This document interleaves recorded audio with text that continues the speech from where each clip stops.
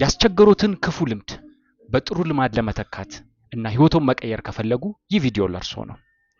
በመጠጥና በሲጋራ ሱስ እንዲሁም ከልክ ባለፈው ውፍረትና ከአቅሟ በላይ በዕዳ ውስጥ ስትኖር የነበረች የሊዛ አለንን ታሪክ የያዘና መጥፎ ልማዶቻችንን በጥሩ ልማዶች መተካትና ይህንን መጥፎ ልማድ ማሸነፍ የምንችልበትን መንገድ የሚናገር The Power of Habits Why We Do What We Do in Life and Business የተሰኘ ርዕስ በቻርልስ ዱሂግ የተጻፈ መጽሐፍ አጠር አድርጌ ዳስስላችኋለሁ። አብራችሁን ቆዩ። በሱስ በዕዳ እና ከልክ ባለፈው ውፍረት ውስጥ ትኖር የነበረችው ህይወቷን በመቀየር በ4 ዓመት ውስጥ ብቻ ቀጭን ማራቶን መሮጥ የምትችልና የተረጋጋ ስራ ያላት ከዕዳ ነፃ የሆነ ሰው መሆን የቻለች አንድ ሰው ላስተዋውቃችሁ። ሊዛ አለን ትባላለች። በቻርልስ ዱሂግ መጽሐፉ The Power of Habit ውስጥ እንደ አንድ ማሳያ ታሪክ የቀረበ የሷ ታሪክ ነው። ክቡራትና ክቡራን እንደምን አላችሁ? ይህ ለግለሰብ ልማት የራስ ማገዣ መጽሐፍ ዳሰሳ ነው። አብራችሁን ቆዩ። The Power of Habit by ቻርልስ ዱሂግ Why We Do What We Do in Life and Business በሚል ጽሑፉ የዚችን ሴት ታሪክ አስቀምጦታል። ቻርልስ ዱሂግ በThe Power of Habit መጽሐፉ መግቢያ ላይ የልማዶችን ለውጥ የማምጣት ኃይል በሊዛ አለን አስገራሚ የህይወት ተሞክሮ በዝርዝር ያሳያል። ሊዛ በአንድ ወቅት በተደረገ ጥናት የሳይንቲስቶች ተመራጭ ተሳታፊ ነበረች። ምክንያቱም ህይወቷን ሙሉ በሙሉ መለወጥ በመቻሏ ነው። በሱስ በዕዳ እና ከልክ ያለፈው ውፍረት ውስጥ ትኖር የነበረችው ህይወቷን በመቀየር በ4 ዓመታት ውስጥ ቀጭን ማራቶን ሯጭ፣ የተረጋጋ ስራ ያላትና ከዕዳ ነፃ የሆነች ሴት ሆናለች። የሊዛ ለውጥ እንዴት ተጀመረ? በህይወቷ ውስጥ አንድ ቀን ግብጽ መጎብኘት ትፈልግ የነበረ ሲሆን ክሬዲት ካርዷ ገደቡን ስላላለፈ በብድር ካይሮ ሄደች። ካይሮ ውስጥ በነበረችበት የህይወት ዝቅተኛ ደረጃ ወይም ሮክ ቦተም ላይ ደርሳ ነበረ። ትዳሯ ፈርሶ በከፍተኛ ግራ መጋባት ውስጥ ሳለች ካይሮ ባደረችበት ማረፊያ ክፍል ሊነጋጋ ሲል ከመስጊድ በሰማችው አዛን ስትነቃ ክፍል ውስጥ እጅግ ከፍተኛ ጨለማና ምንም ነገር በማይታይበት ሁኔታ ላይ ያለች ሲጋራ ማጨስ ፍላጎቷን ለማረካት ስትል አጠገቧ ያለውን የስክሪፕቶ ጫፍ ለመለኮስ በተደጋጋሚ ስትሞክር የፕላስቲክ ሽታ ሲመጣባት በራሷ ተስፋ መቁረጥና ሀዘን ውስጥ እንደገባች ወዲያውም ተነስታ ሻወር እንዳደረገችና ክፍሉን ለቃ እንደሄደች ታሪኩ ይናገራል። በመቀጠልም አንድ ግብ አስቀመጠች። ይህም ምንድነው? ከ1 ዓመት በኋላ ግብጽን በረሃ በእግሯ ለመሻገር ወሰነች። ግቧን ለማሳካት መጀመሪያ ሲጋራ ማቆም እንዳለባት ተረዳች። ሲጋራ ማቆም በሩጫ ስትተካው ሌሎቹ የህይወቷ ክፍሎች አመጋገቧ፣ የስራ ትጋቷና የገንዘብ አያያዟ በራሳቸው እየተሻሻሉ መጥች። አንዲት ውሳኔ ተከታታይ ለውጦችን በህይወቷ ላይ አመጣች። የሊዛ አለን የህይወቷ ገጽታ ከለውጡ በፊትና በኋላ አጠር አድርገን ለማየት ያህል ሊዛ አለን ከለውጡ በፊት 34 ዓመት የሆናት ሴት ከ16 ዓመቷ ጀምሮ በማጨስ እና መጠጥ በመጠጣት ሱስ ውስጥ የነበረች ሰው ስትሆን እጅግ ከፍተኛ በሚባል ዕዳ ውስጥ እስከ $10,000 የሚደርስ ዕዳ ውስጥ እንደነበረችና በአበዳሪዎቿም እንደምትረበሽና በሰላም መኖር የማትችል ሴት መሆኗን የስራውንም ታሪክ ለማየት ያህል ሲቪዋ ላይ ስናይ ረጅም ጊዜ የሰራችው ቆይታ 1 ዓመት እንኳን የማይሞላ ሲሆን የጤና ሁኔታዋንም በተመለከተ አብዛኛውን ህይወቷን ከውፍረት ጋር ስትታገልና እጅግ ከመጠን በላይ ያለፈ ውፍረት ላይ የነበረች ሴት ስትሆን ከለውጡ በኋላ ደግሞ ሲጋራ ካቆመች ወደ 4 ዓመት ገደማ ይሆናት። ክብደት በመቀነስ 60 ፓውንድ ወይም 27.2 ኪሎ አካባቢ ቀነሰች። ስፖርታዊ ስኬቷ ማራቶን መሮጥ የምትችልና የተሻለ አካል ብቃት ያላት፣ ፋይናንሷንም በተመለከተ ከዕዳ ነፃ የሆነችና ግራፊክ ዲዛይን ድርጅት ውስጥ ለ39 ወራት ያህል በቋሚነት በተከታታይነት የሰራች ስትሆን ሌሎች ስኬቶቿን ደግሞ ለማየት ያህል የራሷን ቤት ገዝታ እንዲሁም በትምህርቷም ደግሞ የማስተርስ ዲግሪዋን የመማር የጀመረችበት ጊዜ ላይ ደርሳለች። ይህ ሁሉ የሆነው እንግዲህ በ4 ዓመት ውስጥ ነው። ከሱስ ነፃ መሆን መጠጣትም ሙሉ በሙሉ አቆመች። ተመራማሪዎችም እንደገለጹት በዚህ 4 ዓመት ቆይታ ውስጥ ተመልሳ መታ ሲያገኟት 10 ዓመት ያክል ከእድሜዋ የሚያንስ መልክ እንደያዘችና ወጣት እንደሆነችም ጭምር ተመራማሪዎቹ ሳይቀር የተናገሩት ነገር ነው ማለት ነው። ቀጥል አድርገን ዘ ኪስቶን ሃቢት ኦፍ ሳይንስ ወይም ደግሞ የልማድ የማዕዘን ድንጋይ ሳይንስን እንመልከት። በመጽሐፍ ውስጥ የተጠቀሰው ኪስቶን ሃቢት የልማድም የማዕዘን ድንጋይ ያለው ብሎ ይነግረናል ጸሐፊው። የነርቭ ሳይንስ ተመራማሪዎች ሊዛ ዋነኛ ልማዷን ሲጋራ ማጨስ ስትለውጥ በአንጎሏ ውስጥ ያሉት የነርቭ ስርዓቶች ኒውራል ፓዝዌይስ ራሳቸውን ዳግመኛ እንደሚያደራጁ ደርሰውበታል። የአንጎል ቅኝት ወይም ስካን እንደሚያሳየው የድሮዎቹ ግፊቶች ሱሶች ወይም ፍላጎቶች በአንጎሏ ውስጥ ቢኖሩም አንጎሏ የድሮዎቹን ልማዶች የሚቆጣጠሩና የሚጫኑ አዳዲስ የራስ ዲሲፕሊን እና የቁጥጥር ክፍሎችን አዳብረዋል። ዱሂክ ይህንን የሊዛን ታሪክ በመጠቀም የመጽሐፉ ዋና ዋና ጭብጦችን ያስተዋውቃል። የልማድ አዙሪት ዘ ሃቢት ሉፕ። ማንኛውም ልማድ በሶስት ነገሮች የተገነባ ነው ይለናል ጸሐፊው። እነሱም መነሻ፣ ድርጊትና ሽልማት ናቸው። ዋና ልማዶች ኪስቶን ሃቢትስ እነዚህን ሌሎች የህይወታችን ክፍሎች የመለወጥና እንደ ማዕበል የመስፋፋት ኃይል ያላቸው ልዩ ልማዶች ናቸው። ስለ ቤዛል ጋንግሊያም እንዲህ ይላል። ልማዶች የሚቀመጡት በዚህ የአንጎል ክፍል ውስጥ ሲሆን ይህም እንደ ዩጂን ፓውል ታሪክ ይህም ሰውዬ በመጽሐፍ ውስጥ የተጠቀሰ ታሪኩ የተጻፈ ሰው ሲሆን ይህም በመርሳት በሽታ ሲሰቃይ የነበረ ሰው ሲሆን ይህ ዩጂን የተባለው ሰውዬ ንቁ አእምሮ ወይም ኮንሽየስ ማይንዱ ቢጠፋም የማስታወስ ችሎታው ቢጠፋም በልማዶች የተነሳ ከወጣ በኋላ ተመልሶ ወደ ቤቱ መግባት የመቻልን ነገር ሳይንቲስቶቹ እንዳዩትና ይህም የልማድ አካል አንድ እንደሆነ ያሳያል። እይታን ማስፋት ከግለሰብ ወደ ማህበረሰብ። መጽሐፉ ትኩረቱን ከግለሰብ ወደ ድርጅቶችና ወደ ማህበረሰቦች ያሰፋል። በመጽሐፉ ሁለተኛና ሶስተኛ ክፍል ላይ ማለት ነው። ዱሂክ በባግዳድ ውስጥ ጋዜጠኛ በነበረበት ወቅት የአሜሪካ ጦር አመጾችን ለመከላከል ልማዳዊ ስልቶችን ሲጠቀም መመልከቱ ይተርካል። ለምሳሌ ህዝቡ ሲራብ በራሱ እንደሚበተን ስለገባው የምግብ ሻጮችን ከአደባባዮቹ በማስወገድ ሁከትን ይከላከል የነበረ አንድን የአሜሪካ የጦር አዛዥ ታሪክም በመጽሐፍ ውስጥ አስቀምጧል። ዋናው መልእክት ልማዶች የእኛ እጣ ፋንታ ወይም ዴስቲኒ አይደሉም። ከባህሪያችን በስተጀርባ ያለውን ሜካኒካዊ አዙሪት በመረዳት ልማዶቻችንን በንቃት መለወጥና ታላቅ ግላዊ ማህበራዊ ለውጥን ማምጣት እንችላለን ይላል። በመቀጠል የመጽሐፉ ዋና ዋና ክፍሎችን እንይ። መጽሐፉ ከመግቢያው በመቀጠል በሶስት ዋና ዋና ክፍሎች የተከፈለ ሲሆን ክፍል 1 የግለሰብ ልማዶች ሃቢትስ ኦፍ ኢንዲቪጁዋልስ። ይህ ክፍል የምናደርገውን ነገር ለምን እንደምናደርግ ከበስተጀርባው ያሉ የነርቭ ሳይንስ ኒውሮሎጂካል ሜካኒዝምስ እና እነዚህን ባህሪያት እንዴት መለወጥ እንደምንችል ይተነትናል። ምዕራፍ 1 የልማድ አዙሪት ዘ ሃቢት ሉፕ። ይህ ምዕራፍ በቤዛል ጋንግሊያ በተባለው የአንጎል ክፍል ውስጥ የሚከናወነውን ባለ 3 ደረጃ የልማድ አዙሪት ያስተዋውቃል። ሶስቱ ደረጃዎች ደረጃ 1 መነሻ አንጎል ወደ አውቶማቲክ ሁኔታ ምንም ማሰብ ሳያስፈልገው ምንም መጨናነቅ ማሰብ ማውጣት ማውረድ ሳያስበው ወዲያውኑ እንዲገባና በራሱ የሚያደርገውን ነገር እንዲያደርግ ምልክት የሚሰጥ ወይም መነሻ የሚሆን ሲሆን ሁለተኛው የባህሪ ሉፕ ውስጥ ያለው ወይም ደግሞ ሃቢት ሉፕ ውስጥ ያለው ድርጊት ሲሆን ያንን መነሻ ልክ እንዳየን ድርጊቱን እናደርገዋለን። ድርጊቱ ማለት ራሱ ልማዱ ራሱ ባህሪው ሲሆን የምናከናውነውን አካላዊ፣ አእምሯዊ ወይም ስሜታዊ ተግባር ልማዱ ራሱ እንደማለት ሲሆን ሶስተኛ ላይ ደግሞ ያለው የልማድ አዙሪት ሽልማት ወይም መጨረሻ ላይ ድርጊቱን ከፈጸም በኋላ የምናገኘው ሽልማት ወይም እናገኛለን ብለን የምናስበው ሲሆን አንጎል ያንን ድርጊት ወይም ልማድ ለወደፊቱ ማስታወስ እንዳለበት የሚወስንበትን አዎንታዊ ውጤት ወይም ሪዋርድ ወይም ሽልማት እንደማለት ነው። ዋና ምሳሌ የዩጂን ፓውልን ምሳሌ እዚህ ጋር ሲጠቅስ ዩጂን የአንጎል ጉዳት ደርሶበት የቅርብ ጊዜ ትውስታውን ያጣ ሰው ነበረ። ነገር ግን ቤቱ የት እንደሆነ በንቃት ባያውቅም ልማዳዊ አንጎሉ እየመራው ወደ ቤቱ መመለስ ይችል ነበረ። ይህም ልማድ ከንቁ ትውስታ ወይም ከኮንሽየስ አንጎል የተለየ መሆኑን አረጋግጧል ይላል። መሰረታዊ ጽንሰ ሐሳብ ስለ ቻንኪንግ። አንጎል ለከባድ ውሳኔዎች ጉልበት ለመቆጠብ ሲል ተከታታይና ተደጋጋሚ ድርጊቶችን ወደ አንድ ወይም ወደ አውቶማቲክ ልምድ የመቀየር ሂደት ነው። ምዕራፍ 2 የናፋቂው አእምሮ ዘ ክሬቪንግ ብሬን። ዱሂክ እንደሚለው መነሻና ሽልማት ብቻ በቂ አይደለም። አንድን ልማድ በጽኑ እንዲሰርጽ ድርጊቱን የሚገፋፋ ጉጉት ወይም መናፈቅ የሚፈጥር ነገር ያስፈልጋል ይልና ታሪካዊ ምሳሌ የፔፕሶደንት የጥርስ ሳሙና።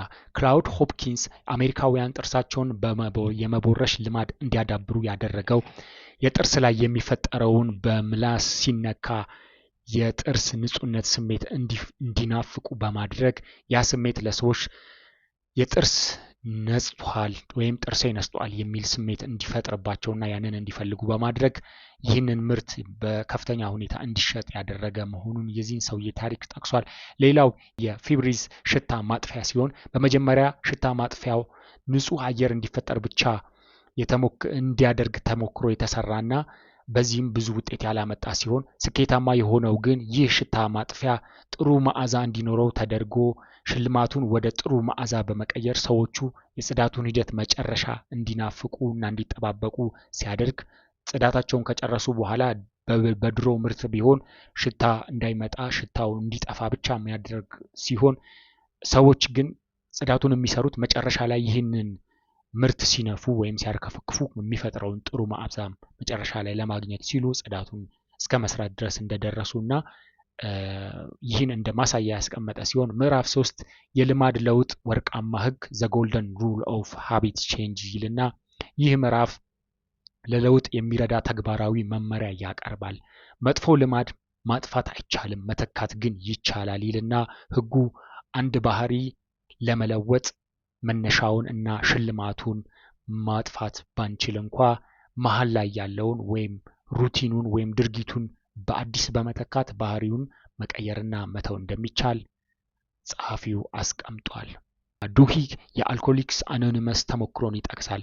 ድርጊትን መተካት አስፈላጊ ቢሆንም በከፍተኛ ውጥረት ወቅት ለውጡ ዘላቂ እንዲሆን ለውጥ ማምጣት ይቻላል በሚል ጽኑ እምነት ያስፈልጋል። ይህንንም ለማድረግ አልኮሊክ አኖኒመስ ላይ በመጠጥ ፋንታ መሰል የቀድሞ ጠጪዎች ጋር በጋራ ህብረት በማድረግና በመመካከር በመደጋገፍም ጭምር ከጠጪነት ወይም መጠጥ ከመጠጣት ልማድ ወደ አለመጠጣት የሚቀየሩበትን መንገድ እንዳሳየና እዚህ ጋም መጠጥ መጠጣት ሲፈልጉ ወይም ለመጠጥ ሲፈልጉና ከጠጡ በኋላም የሚያገኙትን ደስታ ሲያስቡ በመሃል ያለውን መጠጥ ቤት ሂዶ ከመጠጣት ይልቅ ከመሰል ጠጪዎች ጋር ተሰባስበው መጠጥ ስለማቆምና ስለመደጋገፍ ወደ ኋላም ተመልሰው በአስቸጋሪ ሁኔታ በሚበሳጩበት ወቅት ወደ ኋላ እንዳይመለሱም ጭምር የሚደጋገፉበትንም ሁኔታ ያስቀመጠ ሲሆን ክፍል 2 የስኬታማ ድርጅቶች ልማድ ሃቢትስ ኦፍ ሰክሰስፉል ኦርጋናይዜሽንም አስቀምጧል።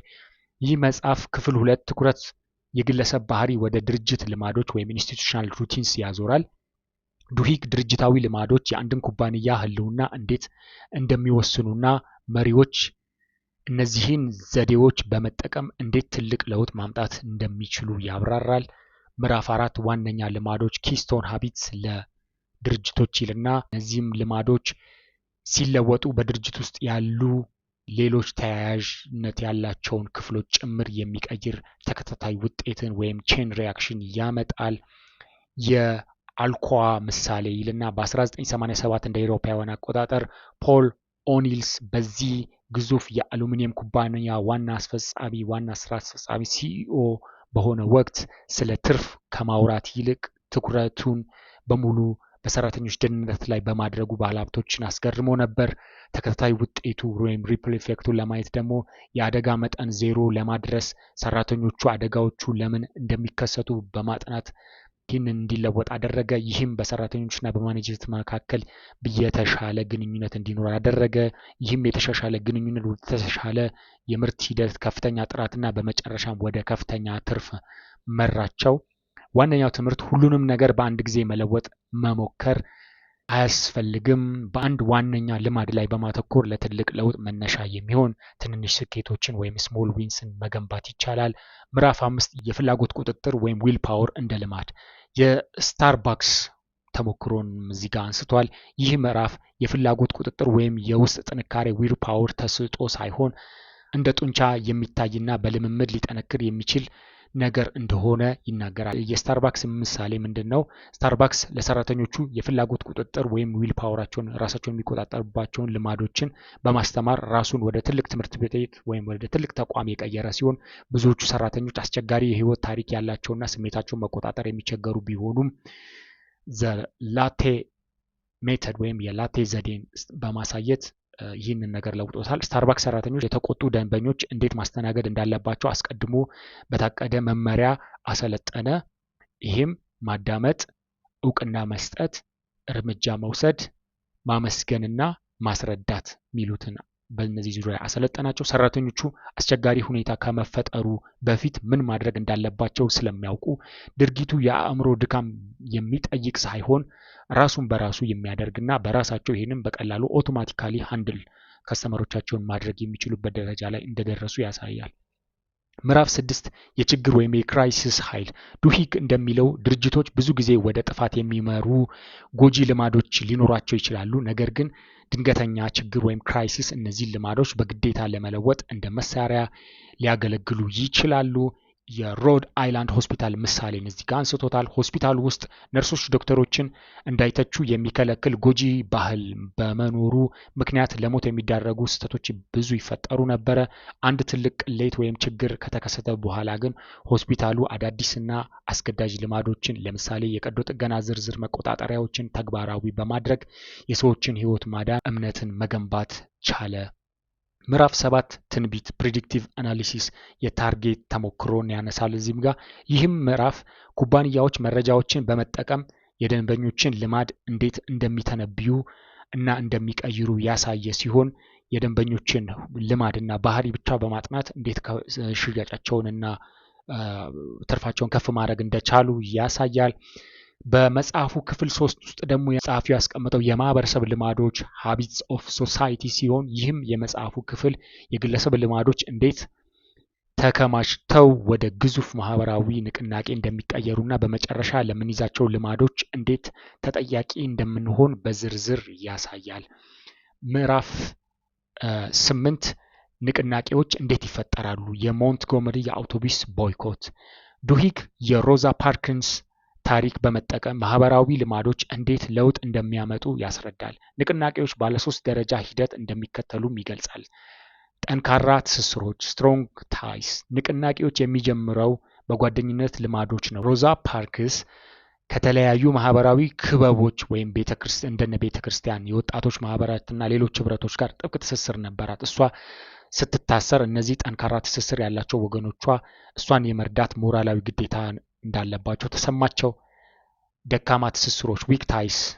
ንቅናቄው የሚስፋፋው በማህበረሰባዊ ልማዶች አማካኝነት ነው። አብዛኛው ሰው ቦይኮቱን የተቀላቀለው ሮዛን በግል ስለሚያውቃት ሳይሆን በማህበረሰብ ውስጥ ካለው የእኩያ ግፊት ወይም ፒር ፕሬዠር እና ከማህበራዊ ክብር ልማድ የተነሳ ነው። አዲሱ ማንነት ኒው አይደንቲቲ። ቦይኮቱ ለ381 ቀን እንዲቆይ እንደነ ዶክተር ማርቲን ሉተር ኪንግ ያሉ መሪዎች የተሳተፉ አዳዲስ የልማድ ስብስቦችና የጋራ ማንነት መስጠት ነበረባቸው። ይህም ትግል እንደ አዲስ ህይወት መገንባት እንዲታይ አደረገው።